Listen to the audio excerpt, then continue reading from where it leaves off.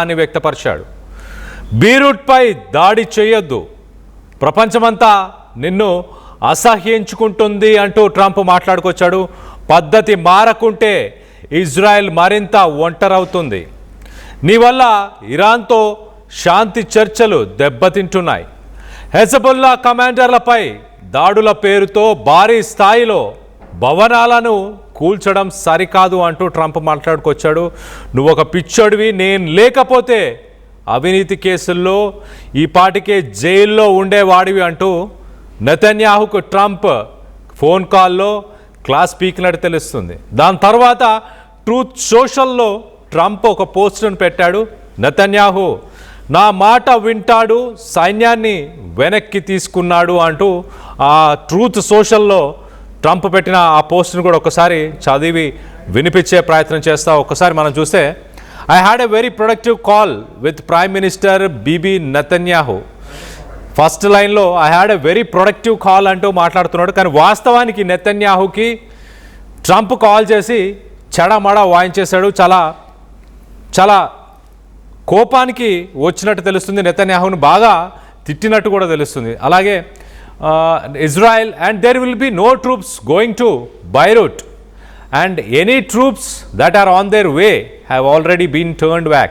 So మొత్తం మీద Lebanon పైన ఏవైతే దాడులు జరుగుతున్నాయో మనం లెఫ్ట్ సైడ్ బాక్స్లో చూడొచ్చు, అవన్నీ కూడా ఇజ్రాయెల్ చేస్తున్న దాడులు. అలాంటి దాడులని ఇమీడియట్గా ట్రంప్ నెతన్యాహు నిలిపివేస్తా అన్నాడు. అలాగే ఏవైతే బలగాలు ప్రస్తుతానికి బైరూట్కి బయలుదేరి వెళ్తున్నాయో, ఆల్రెడీ దారిలో ఉన్నాయో, అవన్నీ కూడా వెనక్కి వచ్చేస్తాయి అంటూ ట్రంప్ చెప్పుకొచ్చాడు. అలాగే I had a very good call with Hezbollah and they agreed that all shooting will stop, that Israel will not attack them and they will not attack Israel. So హెజ్బుల్లాతో కూడా నేను మాట్లాడాను, ఇజ్రాయెల్తో కూడా మాట్లాడాను.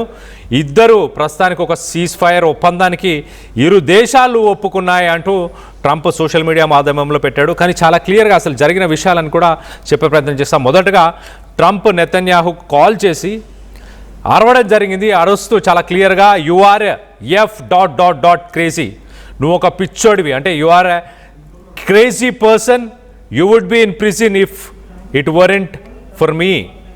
నేను లేకపోయి ఉంటే నువ్వు ఈ పాటికి జైల్లో ఉండేవాడివి.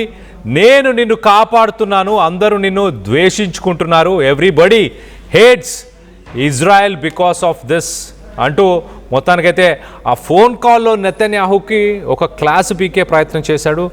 ట్రంప్ చాలా క్లియర్గా ఏమంటుంటే, గత 2-3 రోజుల కింద నుంచి చూస్తే ఇజ్రాయెల్ లెబనాన్ పైన భీకర దాడులను చేసింది. ఆ దాడులకు సంబంధించిన విజువల్స్ని మనం చూడవచ్చు. ఒక్కసారి ఆ విజువల్స్ని కూడా ఒక్కసారి చూసే ప్రయత్నం చేద్దాం. దాని తర్వాత డీటెయిల్గా చెప్తాను నేను అసలు ఈ కాల్ కాన్వర్సేషన్ ఏంటి, ట్రంప్కి నెతన్యాహుకి అసలు జరిగిన గొడవ ఏంటి కూడా చెప్పే ప్రయత్నం చేస్తాం. మొదటగా ఈ విజువల్స్ ఒక్కసారి చూడండి. అసలు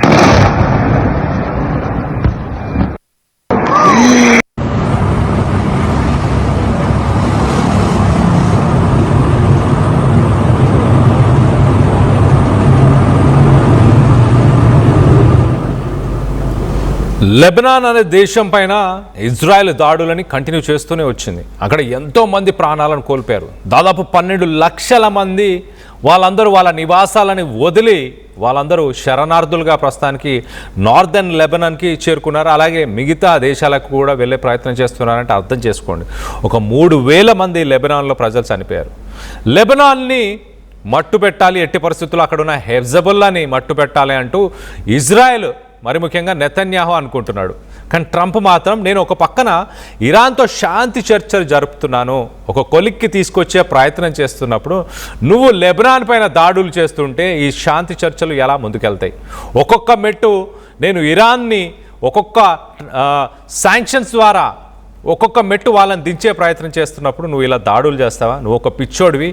నేనున్నాను కాబట్టే నువ్వు ఇంకా బ్రతికున్నావు, నేను లేకపోయి ఉంటే నిన్ను ఎప్పుడో ప్రపంచ దేశాలన్నీ కలిసి నిన్ను జైల్లో పారేసేవి అంటూ కూడా ఆయన ఫోన్లో గట్టిగానే నెతన్యాహుకి ఒక క్లాస్ తీసుకున్నట్టు తెలుస్తుంది.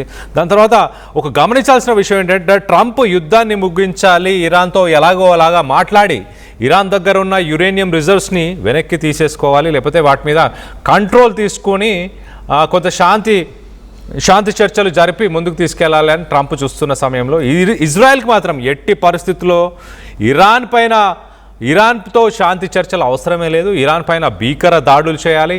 అలాగే ఇరాన్కి సంబంధించిన ప్రాక్సీస్ అంటే హెజ్బుల్లా, హమాస్, అలాగే ఇస్లామిక్ రెవల్యూషనరీ గార్డ్స్ ఇలాంటి ప్రాక్సీస్ ఏవైతున్నాయో ఆ ప్రాక్సీస్ అన్నిటిపైన కూడా దాడులు నిర్వహించాలి, వాటన్నిటిని కూడా పూర్తిగా నాశనం చేయాలనేది నెతన్యాహు అజెండా.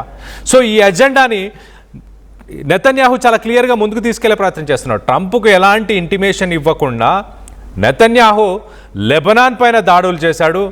లెబనాన్తో పాటు మరొక పక్క ఖతర్లో కూడా ఉన్న హమాస్కి సంబంధించిన లీడర్స్ పైన కూడా ఇజ్రాయెల్ డైరెక్ట్గా దాడులు చేయడం జరిగింది. ట్రంప్కి ఎలాంటి ఇంటిమేషన్ ఇవ్వకుండా ఈ దాడులు చేయడంతో మొత్తం మీద ట్రంప్ చాలా విసిగిపోయాడు నెతన్యాహు డెసిషన్స్తోని.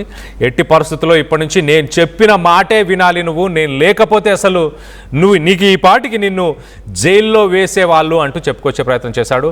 ఒకసారి Trump has grown increasingly fatigued by Netanyahu's perceived obstructionism in prayer calls regarding Gaza. Trump grew highly agitated, telling Netanyahu to stop being so negative and just accept the peace terms. So అంత వ్యతిరేకంగా లెబనాన్కి, ఇరాన్కి, ఇతర దేశాలకు ఉండాల్సిన అవసరం లేదు, piece టర్మ్స్ని accept చెయ్యి అంటూ నెతన్యాహుకి Trump class పీకినట్టు తెలుస్తుంది. మొత్తం మీద ఇరాన్కి ఇది ఒక మంచి వార్త అని చెప్పచ్చు, లెబనాన్లో ఉన్న ప్రజలకి కూడా ఒక గుడ్ న్యూస్ అని చెప్పచ్చు.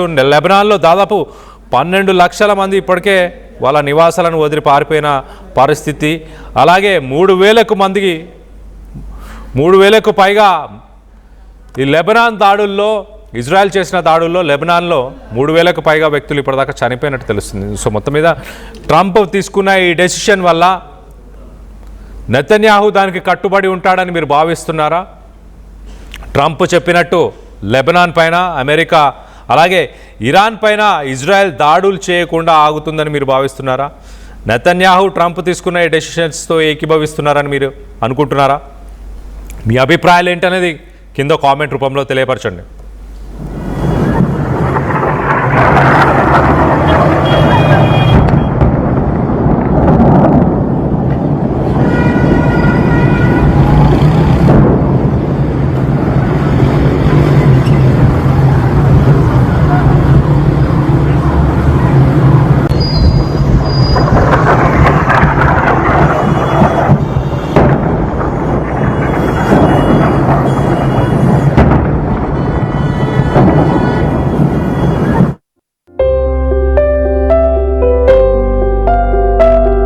చిన్న చిన్న ఆనందాలు 35 ఏళ్లుగా నా జీవితంలో లేవు.